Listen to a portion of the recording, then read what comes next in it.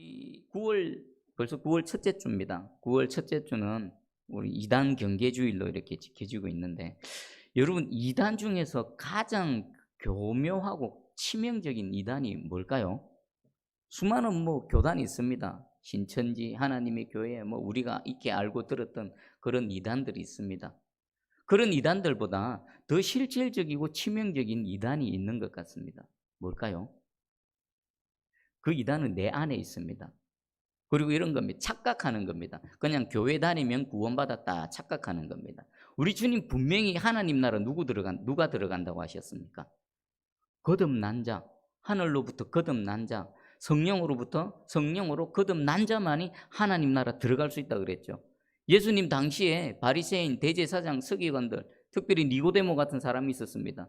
그들은 평생 주를 섬겼던 사람이고 하나님의 말씀을 연구했고 가르쳤던 사람들입니다. 근데 그 니고데모가 주님 앞에 왔을 때 예수님 대뜸 한 말이 뭡니까? 네가 하나님 나라 들어가려면 성령으로 거듭나야 된다. 그때만 해당될까요? 지금도 동일하게 해당됩니다. 평생 교회 다니고 평생 신앙생활이 아니라 종교의 모양으로 종교생활을 했던 사람들, 만약에 거듭나지 못한다면요, 그 사람은 주님 볼 수 없습니다. 근데 오늘날 은연중에 이 한국 교회에는요, 그냥 교회 출석 잘하고 또 직분도 갖고 있고 이것도 하고 저것도 하면은 그냥 구원받았다라고 쳐주는 거죠. 근데 쳐줘가지고 되겠습니까? 반드시 성령으로 거듭나야 됩니다. 그러면 내가 성령으로 거듭났는지 아닌지 어떻게 알 수 있습니까? 성경을 통해서 점검해 봐야 되는 겁니다. 말씀 앞에 나왔을 때 그 말씀으로 자기를 계속 헤집고 들여다보는 겁니다. 내가 바로 과연 안전한 자리에 있는가? 말씀 안에 있는가? 성령으로 거듭난 상태로 내가 그 확인되어질 수 있는가? 계속 말씀으로 점검하는 겁니다. 가장 첫 번째가 뭘까요? 우리 구주 예수 그리스도를 믿는 겁니다. 여러분, 사도 바울이 이방 가는 곳곳마다 정했던 복음의 내용이 뭡니까? 오직 십자가와 예수 그리스도십니다. 내용이 뭡니까? 예수는 그리스도시다. 그리고 그 예수는 우리의 모든 죄를 짊어지시고 우리가 그 죄값으로 죽어야 되는데 예수님이 대신 그 십자가에서 죽으심을 통해서 우리는 죄로부터 완전히 자유케 되어졌다. 죄의 삭을 다 지불하고 죄로부터 완전히 구원받았다. 죄와 사망의 권세에서 우리는 구원받았다. 이게 복음의 핵심입니다. 사도 바울은 가는 곳곳마다 이것만 전했습니다. 그리고 그것을 듣고 믿었던 이방인들, 유대의 어떤 전통, 율법 이런 거 아무것도 알지 못했지만 그저 바울이 전했던 그 복음의 내용을 듣고 믿었던 사람들은 기쁨으로 구원의 감격을 누렸습니다. 그리고 하나님이 아버지가 되시죠. 여러분 가슴에 손을 얹고 하나님 아버지 한번 불러보십시오. 눈에 보이지 않는 하나님을 내 아버지라 고백하고 2000년 전에 죽으셨던 십자가에서 죽으신 예수님이 나의 구원자가 되심이 진짜로 믿어지면요, 그것 자체가 구원받은 증거입니다. 내가 성령으로 거듭난 증거입니다. 이건요, 믿어주는 게 아닙니다. 교회 내가 다녀주는 것도 아니고 내가 믿어주는 것도 아니고 믿어지는 겁니다. 누가 아무리 목에 칼을 대고 강요해도 믿어지는 겁니다. 이것은 믿음은 하나님께서 주신 선물이거든요. 눈에 보이지 않지만 믿음은 실체입니다. 그 믿음은 하나님께서 주셔야만 되는 겁니다. 여러분, 이 믿음의 소유자가 되시기를 주의 이름으로 축복합니다. 또 하나 증거가 있습니다. 바울이 갈라디아서에서 성령의 열매를 말하고 있죠. 성령의 열매 9가지를 가만 보면요, 그것은 겉으로 드러나는 행함이 아닙니다. 뭡니까? 전부 성품이고 기질입니다. 그것은 무엇을 뜻할까요? 성령으로 거듭난 사람은 성령의 열매를 맺는데 내 안의 성품과 기질이 계속해서 변화되어지는 겁니다. 정도의 차이는 있겠죠. 하지만 계속 변화되어지는 겁니다. 사과나무가 사과 열매 맺듯이 성령으로 거듭난 사람은 성령의 열매를 계속 맺는 겁니다. 여러분 자신을 점검해 보십시오. 5년 전에 나와 지금의 나, 예수 그리스도를 믿기 전에 나와 예수 그리스도를 믿고 난 이후에 나, 성령의 열매가 어떻게 나타나는지 그것으로 스스로 점검하는 겁니다. 누구도 옆에서 판단해 줄 수 없습니다. 당신이 거듭났군요, 당신이 구원받았군요, 아무도 말 못합니다. 오직 하나님 아버지와 자기 스스로밖에 없습니다. 내 스스로 말씀 앞에 나 자신을 끊임없이 들여다보고 말씀으로 복종시키고 그 십자가 붙들고 나아가는 겁니다. 그래서 오늘 예배드리는 저와 여러분, 제가 사역하고 섬겼던 우리 새순교의 모든 영혼들이 단 한 영혼도 낙동강을 오리알 되지 않고 마지막 주님 품에서 만나면 야, 장로님 오셨네요. 집사님 오셨네요. 권사님 오셨네요. 예, 저도 왔네요. 이 천국에서 기뻐하며 손에 손잡고 하나님께 찬송의 영광을 올려드리는 우리 모두 되기를 주의 이름으로 축복합니다. 아멘. 자, 우리 계속해서 야곱의 얘기를 한번 살펴보겠습니다. 지난 시간 야곱은 인생의 가장 절망적인 순간에 누가 찾아오셨습니까? 하나님이 찾아오셨습니다. 자, 가장 절망적인 순간에 하나님께서 찾아오셨는데 이 베델에서의 사건을 통해 야곱의 인생이 완전히 달라졌습니다. 여러분, 주님 만나면요, 인생이 완전히 달라집니다. 존재 자체가 완전히 새롭게 변화되어진 것처럼 새롭게 변화되어진 존재의 삶이 나타나는 겁니다. 사도 바울이 갈라디아서 2장 1절에 14년 후에 내가 바나바와 함께 디도를 데리고 다시 예루살렘에 올라갔노니, 이 14년은 어떤 14년일까요? 다메섹 도상에서 예수 그리스도를 만나고 난 이후에 14년입니다. 그럼 이 14년 동안 사도 바울의 인생은 무엇으로 채워졌겠습니까? 14년 전에는요, 예수님 만나기 전에는요, 복음의 원수였죠. 예수 그리스도를 핍박하고 예수 믿는 사람들 잡으러 다녔던 그런 사람입니다. 근데 예수님을 만나는 순간 그때부터는 완전히 바꿔졌죠.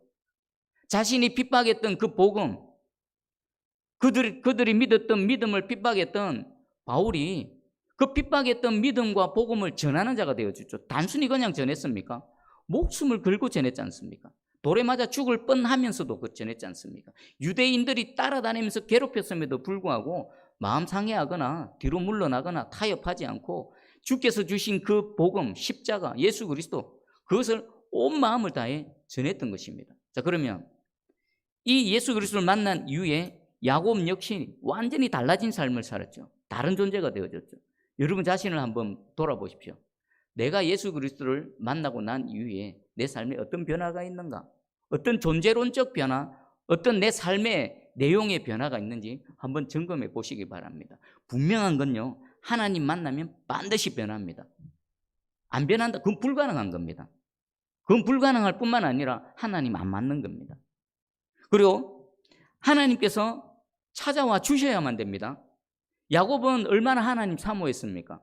아버지를 속여가면서까지, 형 에서에게 미움을 받아가면서까지 하나님의 은혜를 사모했지요. 평생 사모했습니다. 지금 70세가 넘었습니다. 70세가 넘는 나이 동안에 아버지 이삭과 함께 얼마나 많은 하나님께 예배드리고 또 기도도 올려드리고 했겠습니까? 그런데 이때야 하나님을 만났습니다. 야곱이 아무리 사모하고 간절히 찾아도요, 하나님이 찾아오셨을 때 비로소 하나님을 만날 수 있는 겁니다. 여러분, 우리가 할 수 있는 것은 야곱처럼 사모하는 겁니다. 하나님 찾아와 주시옵소서. 야곱이 그 가장 절망적인 인생의 순간에 야곱을 찾아가셨던 하나님, 찾아와 주셨던 하나님, 내게도 찾아와 주시옵소서. 그리고 또 하나 생각해 볼 게 있습니다. 왜 하나님께서는 지금까지는 안 나타나셨다가 야곱 인생의 가장 절망, 가장 비참하고 가장 소망 없는 그 순간에 야곱을 찾아오셨을까요? 우리 예수님을 만난 많은 사람들의 그 간증의 내용을 들어보십시오. 그 인생 언제입니까? 잘 나가고 형통하고 등 따시고 배부를 때 없습니다. 가장 절망적인 순간에 하나님이 기다리셨던 것입니다. 야곱이 더 낮아지고 더 부서지고 더 무너질 때까지, 그래서 하나님이 짠 등장하시면 다른 걸 안 보고 하나님을 확 붙들고 주님 내 하나님이십니다, 주님만이 나의 주님이십니다, 그 상태가 될 때까지 하나님은 기다리셨던 것입니다.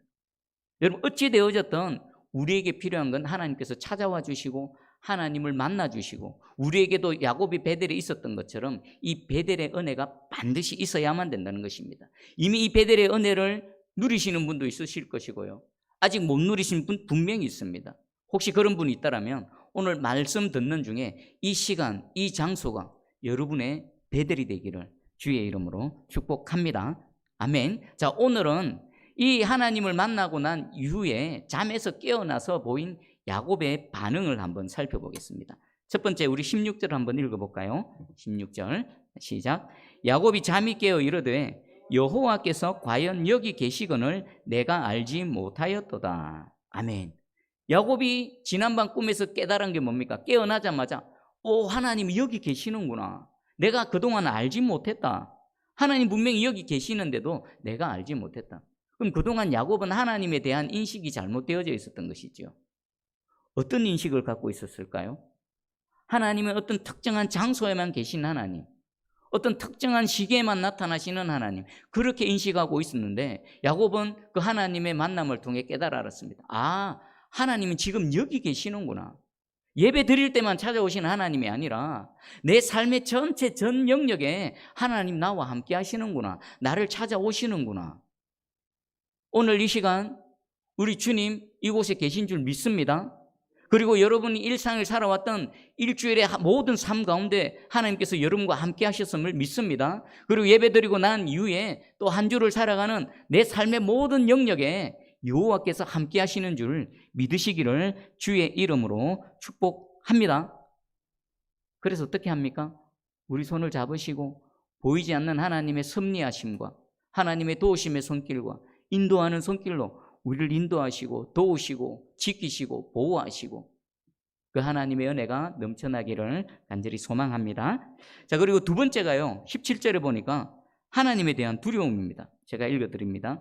이에 두려워하여 이르되 두렵도다. 이곳이요, 이것은 다름 아닌 하나님의 집이요 이는 하늘의 문이로다 하고, 직역하면요, 두렵도다가 얼마나 떨리는지 이것은 언어로, 인간의 언어로 표현을 못합니다. 여기 계신 하나님, 살아계신 하나님의 임재를 경험한 사람은요, 이것이 두렵다, 떨린다, 인간의 언어로 표현이 안 됩니다. 하나님을 대면한 사람, 직접 배우지는 못하지만 하나님의 임재를 경험한 사람의 가장 큰 특징이 여호와를 두려워하는 겁니다. 이건 무서워하는 게 아닙니다. 피조물이 창조주를 만나는 겁니다. 이 죽을 죄인이 구원자를 만나는 겁니다. 부들부들 뜹니다. 이것은 무서운 것도 아니에요. 존재론적인 그런 겁니다. 여러분, 천둥이 치고 번개가 쳐보십시오. 그것만으로도 우리 이 영혼들은 두려워하지요. 어떤 큰 자연 대상물 앞에 서 보십시오. 사람은 마음으로 경외감이 생깁니다. 하나님께서 창조하신 어떤 것들로 봐도 우리 하나님 그 안에 하나님의 성품과 속성이 담겨져 있기 때문에 그것을 바라볼 때도 두려워합니다. 그런데 그 본체 대신 여호와 하나님 뵙게 된다면요, 그분의 임재를 경험한다면요, 부들부들 뜹니다. 지금 그 두려움으로 두렵도다, 떨리도다 라고 지금 고백하고 있습니다. 그리고 또 하나가 말합니다. 여기가 하나님의 집이구나. 하나님의 집. 여러분, 하나님의 집 하면 성전이 떠오르시죠. 성전이 뭘까요? 하나님이 계신 그곳이 바로 성전입니다. 사도 바울이 우리는 너희는 성전이라. 왜 우리를 성전이라고 합니까? 예수 그리스도를 믿는 믿음으로 성령이 우리 안에 거하시니까 우리 육체가 성전이 되어지는 겁니다. 그리고 또 어디가 성전이 될까요? 주의 영이 임하시는 그곳이 바로 성전입니다. 이곳이 왜 성전입니까? 우리가 예배드리는 이곳에 하늘문을 여시고 주의 영으로 임재하시기 때문에 이곳이 성전이 되어지는 것입니다. 그리고 여러분 가정도 성전이 되어질 수 있습니다. 여러분 가정에 내가 주를 믿는 믿음으로 살아갔더니 주를 찾고 주를 간절히 사모하는 그 마음으로 살아가는 그 하나님의 백성이 있는 그곳에 주의 영이 임하시면요, 여러분의 가정이 성전이 됩니다. 그뿐입니까? 여러분 직장이 성전이 됩니다. 그냥 벌어먹기 위해서 나가서 땀 흘리고 애쓰고 수고하는 게 아니라 주를 믿는 믿음으로 하루하루 살아갑니다. 순간순간 어려움이 있고 문제가 생길 때 하나님을 부릅니다. 주, 이런 어려움이 있네. 하나님 도와주세요. 하나님 반드시 찾아가십니다. 그럼 여러분 직장이요, 바로 성전이 됩니다. 모든 곳이 성전이 되어집니다. 그런데 반대로 생각해 보겠습니다. 성령이 없는 육체는 뭡니까? 그냥 육체일 뿐입니다. 성령이 임하시지 않는 그 예배당은 뭡니까? 그냥 건물일 뿐입니다. 오늘 여러분이 성전이 되시기를 축복합니다. 여러분의 가정과 여러분의 직장이 주의 영이 임하시는 성전이 되기를 축복합니다. 무엇보다도 이 우리가 함께 예배드리는 이 새순교회, 이 건물 안이 그냥 건물, 교회 건물이 아니라 성령이 임하시는 성전이 되기를 주의 이름으로 축복합니다. 아멘. 그리고 세 번째가 18절 한번 같이 읽어봅니다. 18절 시작. 야곱이 아침에 일찍이 일어나 베개로 삼았던 돌을 가져다가 기둥으로 세우고 그 위에 기름을 붓고 그곳 이름을 베델이라 하였더라. 이 성의 옛 이름은 루스더라. 아멘. 세 번째가 돌기둥을 세우는 겁니다. 무엇으로 돌기둥 세웠습니까? 자기가 베고 잤던, 지난밤에 베고 잤던 그 돌멩이, 그것을 세워서 또 기름을 붓는 건 뭡니까? 야곱 자신 나름대로 거룩하게 구별하는 겁니다. 원래 이곳은 루스라는 지명을 갖고 있었는데 야곱이 개인적으로 이름을 지어줍니다. 여기는 벳엘이다. 벳엘. 뭡니까? 하나님의 집이다. 그러면 왜 야곱은 자기가 베고 잤던 그 돌을 세워서 기둥으로 삼고 그 기름을 부었을까요? 하나님과의 만남, 이 감격적인 만남, 이 은혜를 영원토록 기억하기 위해서 상징물을 세우는 겁니다. 어떤 우상이나 어떤 조형물을 세우는 것이 아니라 하나님을 만났던 이 장소를 영원히 가슴속에 기억하고 또 이 자기가 살아가는 이 물리적인 공간 속에 기억하기 위해서 그 돌기둥을 세우고 기름을 붓고 이곳은 하나님의 집이다라고 명하고 있는 것입니다. 여러분, 이것은 영원토록 기억하는 거예요. 하나님과의 그 추억, 하나님의 은혜를 기억하는 겁니다. 여러분 신앙생활 가운데 돌기둥, 베델의 돌기둥 한번 생각해 보십시오.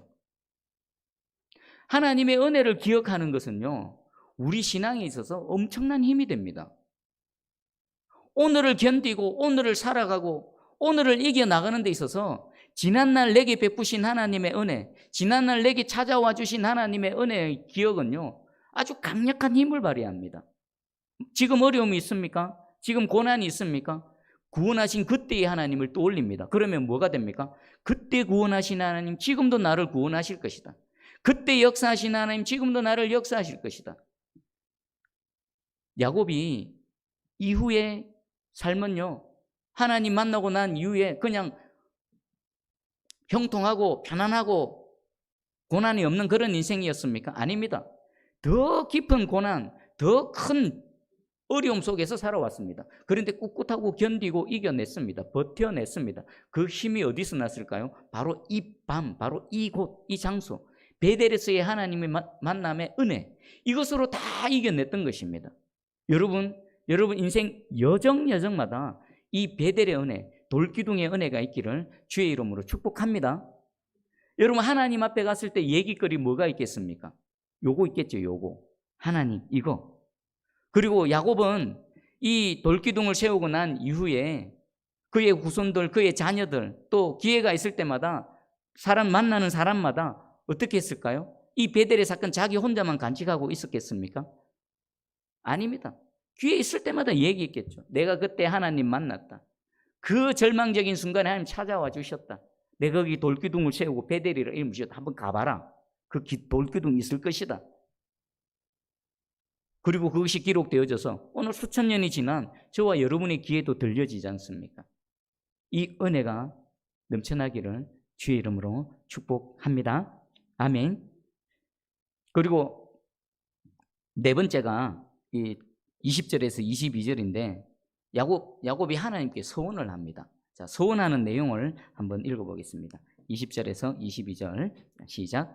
야곱이 서원하여 이르되 하나님이 나와 함께 계셔서 내가 가는 이 길에서 나를 지키시고 먹을 떡과 입을 옷을 주시어 내가 평안히 아버지 집으로 돌아가게 하시오면 여호와께서 나의 하나님이 되실 것이요 내가 기둥으로 세운 이 돌이 하나님의 집에 될 것이요 하나님께서 내게 주신 모든 것에서 10분의 1을 내가 반드시 하나님께 드리겠나이다 하였더라. 아멘.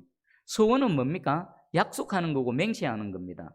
그런데 약속하고 맹세할 때 하나님께서 요구하신 게 아닙니다. 하나님의 은혜를 입은 자가 감사해서 스스로 자발적으로 하나님 내가 이렇게 하겠습니다. 하나님께서 이런 은혜를 베풀어 주시면 내가 이러하게 그 하나님의 은혜에 감사를 표하겠습니다 라는 것이 서원입니다. 하나님은요 서원을 강요하지 않으십니다. 다만 인간편에서 하나님의 은혜를 사모하고 하나님의 은혜에 감사해서 자기가 스스로 언약하고 맹세하는 것입니다. 그럼 야곱의 서원의 내용이 뭘까요? 먼저는 야곱이 하나님께 구한 은혜가 세 가지가 있습니다. 세 가지 내용이 이렇습니다. 첫 번째는 내가 가는 이 길에서 나를 지키시고, 여러분 지금 야곱이 가야 되는 길을 한번 생각해. 이제 한 며칠 지났습니다. 앞으로 가야 될 길은 훨씬 깁니다. 그리고 그 길 안에는 어떤 위험이, 어떤 변수가, 무엇이 도사리고 있는지 아무것도 모릅니다. 강도가 있을 수도 있고요. 가다가 또 여러 가지 위험을 당할 수 있습니다. 근데 야곱은 하나님께 기도합니다. 내가 가는 이 길에서 나를 지키시고 보호해 주시면, 이게 첫 번째입니다.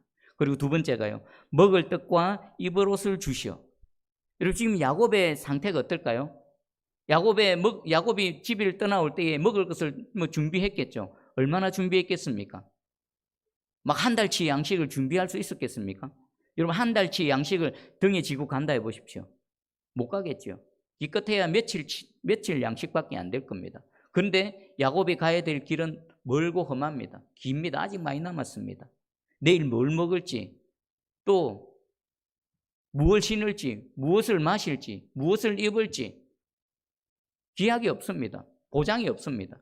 그래서 하나님께 기도합니다. 내 가는 길에 먹을 떡, 입을 옷, 생존이지 않습니까? 이 역시나 생존과 관련된 겁니다.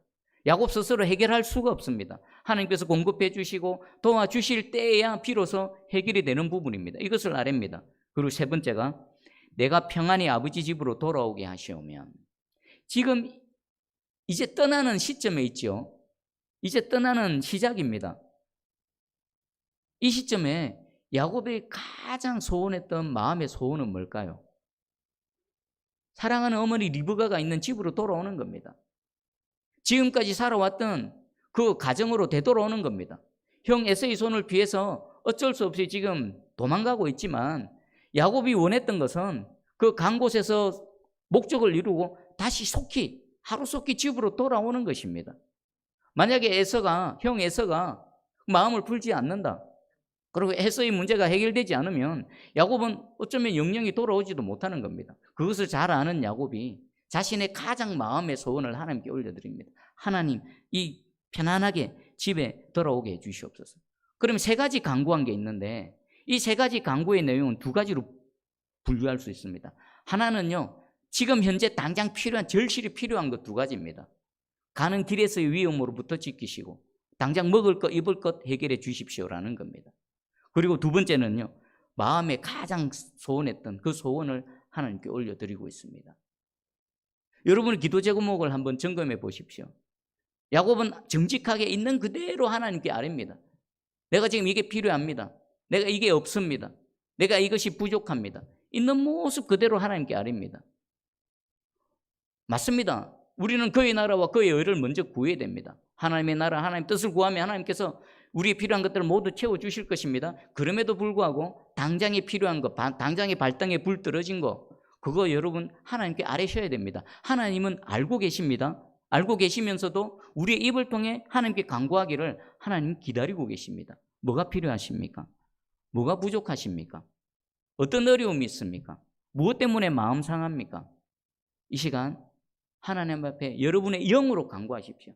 하나님, 우리 가정에, 우리 새순교회에, 우리 이 시대에, 우리 자녀, 우리 직장에, 내 사업터에 이런 어려움이 있습니다. 여러분 굳이 말 안 해도 영으로 하나님을 찾으면요, 여러분의 영이, 또 여러분의 기도를 도와주시는 성령님께서 하나님께로 이 우리의 간구가 상달될 수 있도록 도와주실 줄 믿습니다. 그리고 또 야곱이 기도했던 지금 이 시점에서 가장 갈급한 마음의 소원, 여러분 인생에서 가장 갈급한 마음의 소원이 뭡니까? 요거 하나, 하나님 이거 하나, 그거 하나님께 이 시간 아뢰시기 바랍니다. 하나님은요, 우리의 기도를 들으시고 또 그 응답하시기를 기뻐하십니다. 그리고 그 기도를 들으시고 행해 주실 수 있는 능력이 있으신 유일한 분이 여호와 하나님이십니다. 있는 모습 그대로, 연약하면 연약함 그대로, 남들이 보기에는 뭐 부끄러운 모습이라면 그 모습 그대로 하나님께 나아갑니다. 하나님이 이미 아시거든요. 하나님은 기다리고 계십니다. 그냥 아픈 거, 있는 거, 부족한 거, 연약한 거 그대로 나오기를 어쩌면 주님 기다리고 계십니다. 여러분 그 주님 앞에 온 마음을 열고 나가셔서 야곱처럼 아뢰시는 저와 여러분 되기를 주의 이름으로 축복합니다. 자, 그러면 이번에는 하나님의 은혜에 대한 야곱의 이렇게 하시면 내가 이렇게 하겠습니다라는 그 부분을 살펴볼게요. 첫 번째가, 하나님 이 세 가지 은혜를 베풀어 주시면 하나님이 나의 하나님이 되실 것입니다 라고 말합니다. 그런데 우리 한 가지 생각해 볼 게 있습니다. 지금 이 야곱이 하나님께 소원을 올려드리는 형식은 조건절입니다. 요렇게 하면 내가 이렇게 하겠습니다라는 거지만 이게 실제로 내용은 조건일까요? 형식은 조건이지만 실제 전체적인 것은 뭡니까? 간구요, 기도고 하나님의 도움을 구하는 야곱의 간절한 외침입니다. 그렇지 않습니까? 하나님 이렇게 해주시면 하나님 내 하나님이 됩니다. 이게 아닙니다. 이미 하나님은 야곱의 하나님이 되셨습니다. 야곱이 존재하기도 전에 하나님은 야곱의 하나님이셨습니다. 왜 그렇습니까? 야곱이 하나님을 택한 게 아닙니다. 누가 야곱을 택하셨습니까? 하나님이 야곱을 택하셨기에 하나님이 야곱의 하나님이 되신 것입니다. 저와 여러분도 마찬가지입니다. 여러분이 하나님 택했을까요? 아닙니다. 여러분 하나님 몰랐지 않습니까? 하나님이 찾아와 주시고 하나님 알려주시고 또 믿음 주시니까 나의 하나님, 나의 아버지 지금까지 살아오셨지 않습니까? 내가 하나님 택한 게 아니라 하나님이 나를 택하셔서 또 불가항력적인 그 은혜로 지금까지 인도하신 것입니다. 그리고 두 번째가 내가 기둥으로 세운 이 돌이 하나님이 집이 될 것이요. 역시나 마찬가지입니다. 이 은혜를 베풀어 주시면 이곳이 하나님이 집이 될 것입니다. 아닙니다. 이미 하나님이 집이 되어졌습니다. 성령이 임하시고 하나님 인지하시는 순간 그것은 하나님의 집이 되어진 것입니다. 여러분, 우리 새순교회가 이런 하나님의 집이 되기를 주의 이름으로 축복합니다. 그래서 예배드리다가 여기서 기도하다가 여기서 찬송하다가 그 구원자 하나님, 창조자 하나님 만나 뵙고 내 인생의 문제, 내 갈급한 문제, 도저히 헤쳐나가지 못하던 내 모든 영육간의 문제, 그 모든 얽매여 있는 것들로부터 그 십자가 능력, 보혈의 능력으로 다 깨뜨려지고 자유케 되고 해방되고 그 하나님을 이름으로 일어나는, 예수 그리스도의 이름으로 일어나는 그 베델이 되기를 주의 이름으로 축복합니다. 아멘. 그리고 세 번째입니다. 세 번째가 하나님께서 내게 주신 모든 것에서 10분의 1을 내가 반드시 하나님께 드리겠나이다. 10분의 1은 뭡니까? 11조를 드리는 겁니다. 하나님이 은혜를 베풀어 주시면 하나님께서 내게 주신 모든 것 중에 10분의 1을 드리겠습니다. 자, 여기서 생각해 볼 게 있습니다. 야곱이 하나님께 내가 10분의 1을 드리겠습니다라고 했지만 그 10분의 1은 어디에서 일부분입니까? 하나님께서 주신 것 중에서 10분의 1입니다. 그럼 하나님께서 안 주시면 10분의 1이 존재합니까? 존재하지 않습니까? 존재 자체를 하지 않습니다. 그리고 야곱의 현실을 봐보십시오. 야곱은 지금 빈털털입니다. 몸뚱아리 하나 딸랑 들고 지금 집에서 도망쳐 나왔습니다. 아무것도 없습니다. 그렇다면 지금 이 순간부터 야곱에게 주어지는 모든 것은 누가 주신 겁니까? 하나님이 주신 겁니다. 먹을 것을 주셔도 누가 주신 것이죠? 하나님이 주신 것이고, 입을 것을 주셔도 하나님이 주신 것이고, 그 외에 자신의 상황과 환경 가운데 생겨나는 모든 것들은 하나님이 주신 것입니다. 지금 몸뚱아리 하나로 지금 집을 뛰쳐나왔는데 20년이 지난 이후에 다시 아버지 집으로 돌아올 때 야곱은 홀로 왔습니까? 아닙니다. 수많은 양떼를 거느리고, 그뿐입니까? 아내들, 자녀들, 그거 다 뭡니까? 눈에 보이는 것들, 또 야곱이 스스로 할 수 없는 것들 풍성하게 채워주셔서 돌아오게 하신 하나님이십니다. 여러분 한번 돌아봐 보십시오. 여러분 지금 입고 있는 옷부터 지금까지 먹었던 거, 그리고 지금 살아계시고 살아가고 있는 환경, 이 모든 것 뭡니까? 여러분이 애쓰고 수고해서 여러분이 얻은 겁니까? 착각입니다. 하나님이 안 주시면 우리는 영적인 것이든 육적인 것이든 아무것도 못 누립니다. 우리가 지금 먹고 마시고 누리고 취하고 있는 모든 것들은 여호와 하나님께서 주신 것입니다. 그 중에서 야곱은 내가 이 10분의 1을 드리겠습니다. 이건 뭐겠습니까? 하나님의 이 구원의 은혜, 하나님의 지키심과 보호하심에 대한 이 야곱의 간절한 외침이, 하나님 이 길에서, 이 막막한 상황에서 나를 좀 살려주세요. 나를 좀 구원해 주세요. 그런 부르짖음 아닙니까? 여러분 11조를 뭐라고 생각하십니까? 예물, 헌물로 생각하십니까? 아닙니다. 11조는 구원입니다. 구원받은 영혼이 구원하신 하나님에 대해서 감사해서 하나님 감사합니다. 11조는요 율법이나 계명이 아닙니다. 그 이전에 있었습니다. 최초에 등장하는 11조는 어디입니까? 아브라함입니다. 아브라함. 언제 아브라함이 11조를 얘기했습니까? 그 5개국 연합군으로 전쟁을 벌였습니다. 아무리 뛰어나 본들, 아브라함이 길렀던 그 병사들이 아무리 날고 뛰어다니는 뭐 슈퍼맨과 같다 한들 일개 개인이 5개국 연합군을 이긴다는 것은 불가능합니다. 근데 그 일이 일어났습니다. 아브라함 어떻게 해석했습니까? 이건 하나님이 지켜주셨다. 하나님이 도와주셨다. 하나님이 이기게 하셨다. 그래서 하나님이 요구하지도 않았는데 그 전리품 중에 10분의 1을 하나님께 드린 겁니다. 여러분, 11조는 예물도 아니고 헌물 아닙니다. 11조는 구원과 관련된 겁니다. 하나님 살려주셔서 감사합니다. 구원해 주셔서 감사합니다는 그 감사의 표현이 10분의 1로 하나님께 올려드려지고 있는 것입니다. 여러분, 구원 받으셨습니까? 구원 은혜에 감격하십니까? 감사하십니까? 아브라함이 그랬던 것처럼, 오늘 야곱이 하나님께 부르짖고 간구하는 것처럼 10분의 1, 여러분이 진정 구원의 은혜를 안다면 하나님께 올려드리는 저와 여러분 되기를 축복합니다. 여러분, 오해는 하지 마십시오. 세상에 보면요, 11조에 관련된 잘못된 가르침들이 엄청 많습니다. 얼마 전에도 유튜브 보니까 누가 11조에 관해서 얘기를 하더라고요. 무슨 얘기하나 앞에 조금 들어봤습니다. 들어봤더니 11조는 해도 되고 안 해도 되고, 근데 자신의 견해는 11조는 하면 안 된다. 근데 조회수를 보면요, 그런 영상은 조회수가 많습니다. 왜 그런지 아십니까? 성도들 중에 11조에 대한 부담감이 갖고 있었고 11조에 억눌림이 있었는데 그런 어떤 영상이 있으면요, 그게 혹하는 겁니다. 그걸 따라가는 겁니다. 그리고 그 그릇된 가르침으로 가는 겁니다. 여러분, 11조는요, 구원과 관련됐을 뿐만 아니라 믿음입니다. 믿음이 있으면 할 수 있고요, 믿음 없으면 못합니다. 여러분, 내가 10만 원 벌었는데 만 원을 하나님께 드립니다. 100만 원을 벌었는데 10만 원을 드립니다. 액수가 점점 올라갑니다. 1000만 원인데 100만 원 드립니다. 여기까지는 가능합니다. 근데 1억을 벌었는데 하나님께 1000만 원을 드립니다. 10억을 벌었는데 내가 10억을 하나님께 올려드립니다. 그건 믿음 없으면 불가능한 겁니다. 그리고 하나님께서도요, 강요 안 하십니다. 다만 그 은혜의 감사함으로 하나님께 올려드리면 하나님 그것을 기뻐 받으시고 더 큰 은혜로 역사하실 줄 믿습니다. 저도 마찬가지입니다. 강요 안 합니다. 여러분 개인이 믿음으로 선택하는 겁니다. 그러면 다만 저는 여러분이 하나님의 복을 받기를 원합니다.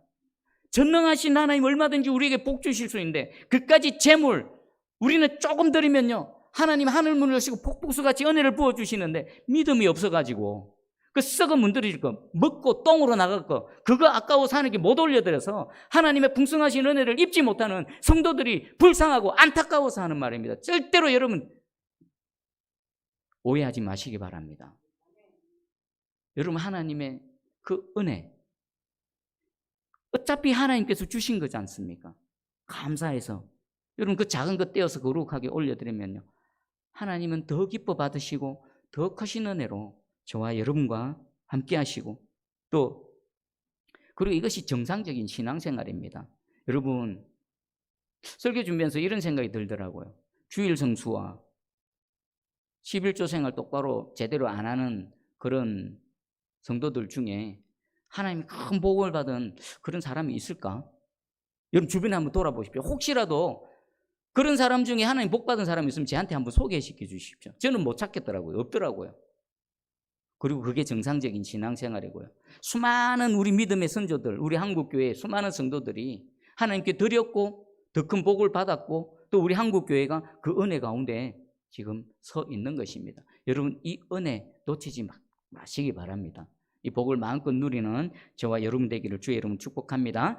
아멘. 정리를 하겠습니다. 이 베델 하나님 만난 이후에 야곱은 고백합니다. 야, 하나님 여기 계시는구나. 내가 몰랐다. 그리고 하나님에 대한 두려움은 경외함이고 그 경외함은 믿음과 순종으로 나타났고요. 그리고 그곳에 하나님의 은혜의 기억, 베델, 돌기둥을 세워서 평생토록 기억했던 그 장소입니다. 그리고 구원하신 하나님에 대해서 서원했습니다. 살려주시고 나를 도와주시면 하나님 내 하나님이 되시고 하나님의 전이 되고 또 하나님께 내가 10분의 1을 올려드리겠습니다. 이 믿음의 고백은요, 저와 여러분의 삶이 되어져서 더 풍성한 하나님의 은혜로 살아가는 저와 여러분 되기를 주의 이름으로 축복합니다. 먼저 말씀 붙들고 함께 기도하기 원합니다. 하나님, 베델의 은혜를 주시옵소서. 베델의 은혜를 다시 기억나게 해 주시옵소서. 우리 가정, 우리 이 새순교회가 하나님의 베델이 되게 해 주시옵소서. 그리고 하나님께서 은혜를 베풀어 주시면 그 은혜에 합당한 반응을 하나님께 보여드릴 수 있도록 하나님 내 영혼을 붙드시고 인도해 주시옵소서. 함께 기도합니다. 기도하겠습니다. 하나님 아버지 감사합니다. 이 시간 하나님 말씀으로 찾아와 주셨습니다. 주의 이 말씀이 내 심령을 울리게 해 주시옵소서.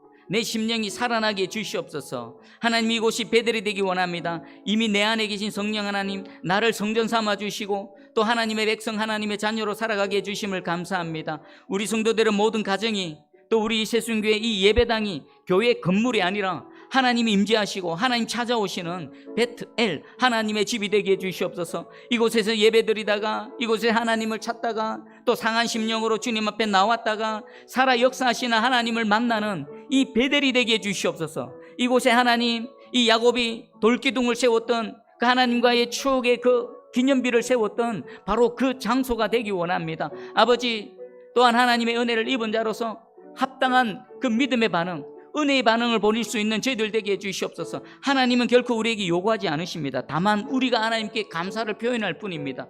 그 감사를 기뻐 받으시고 더 크신 은혜로, 더 크신 능력으로 함께 하시는 하나님을 누릴 수 있는 우리 모두 되게 해주시옵소서. 감사드리며 예수님의 이름으로 기도합니다.